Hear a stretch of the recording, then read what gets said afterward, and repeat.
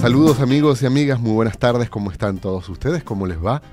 Nosotros estamos de lo mejor aquí en Luz Radio 102.9 compartiendo la tarde de hoy con todos ustedes y como todos los miércoles, siempre un tema de interés para todos, para profundizar, dialogar, compartir. Hoy, como todos los miércoles, nos acompaña Gabriel Andrade. ¿Cómo estás, Gabriel? ¿Cómo te ha ido? Bien a ti, Alexander, ¿cómo te ha ido a ti?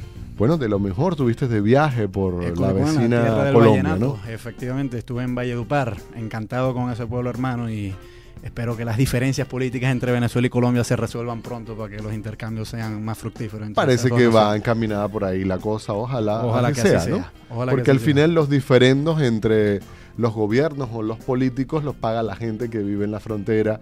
Además, una frontera tan indiferenciada, ¿no? Cuando uno pasa de la Guajira venezolana a la Guajira colombiana, es la misma gente, o igual si nos vamos por la zona de Táchira o nos vamos por la zona de Apure, Guasdualito, toda esa zona, el Nula, es la misma gente, tocan los mismos instrumentos. En el sur tocan más la música llanera, hacia la costa más utilizan el acordeón, o sea, en fin, que somos los mismos, pero te fue muy bien. Claro que sí, claro que sí. Te iba a preguntar una cosa, Alexander, ¿alguna vez has hecho algo sin que tú te des cuenta? Como por ejemplo, pedir la bendición a tu esposa o devolver cuando haces una transacción comercial, devolver más dinero del que realmente te corresponde. Sí, me pasa con frecuencia, incluso a veces llamar a alguien por el nombre que no es, o mencionar varias veces buscando el nombre, o llamar a uno de mis hijos por el nombre que no le corresponde. Uy, se van a poner bravos si haces ese tipo de cosas.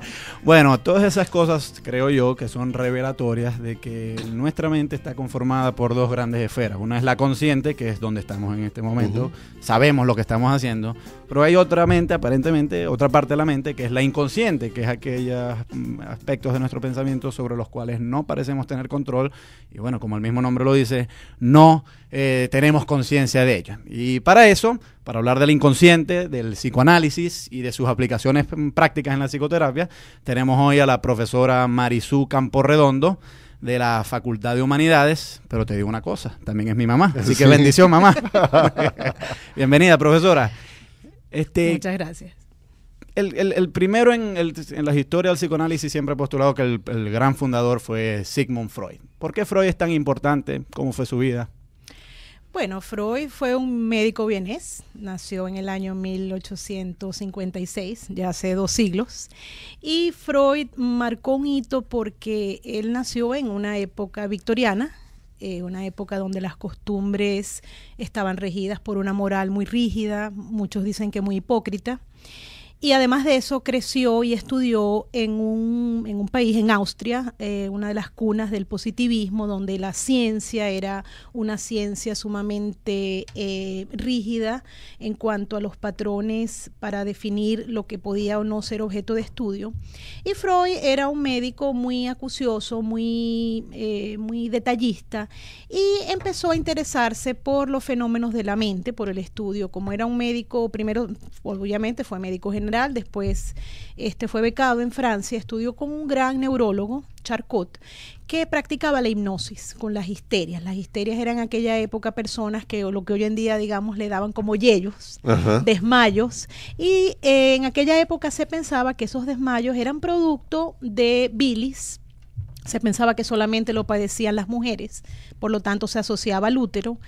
Y Freud empezó a estar cerca, a estudiar muy cerca de Charcot, y Charcot tenía una teoría diferente.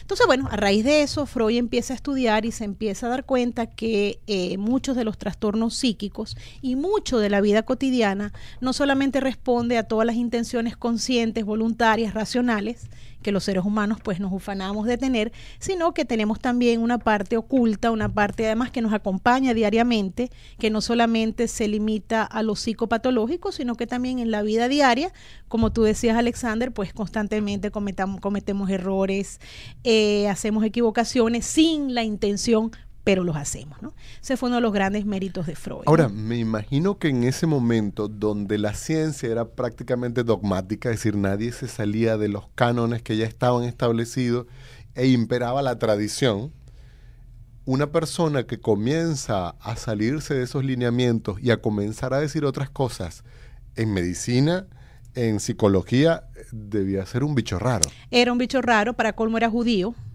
Y entonces, y además era un hombre sumamente moralista, porque la vida de Freud se ha estudiado muchísimo. Él tenía la particularidad, por supuesto, hay una parte que nunca la vamos a conocer, es su parte más inconsciente, más oculta y más profunda, ¿no?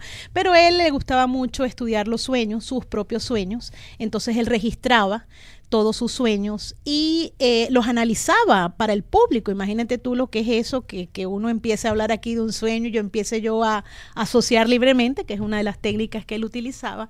Y entonces la vida de Freud ha sido sumamente estudiada, sumamente documentada. Entonces él era, por lo menos lo que dicen sus biógrafos, un hombre muy moralista, pero que proponía que, bueno, que teníamos una sexualidad, una vida interna de fantasías, incluso llegó a postular fantasías incestuosas para aquella época, una época victoriana, en una ciencia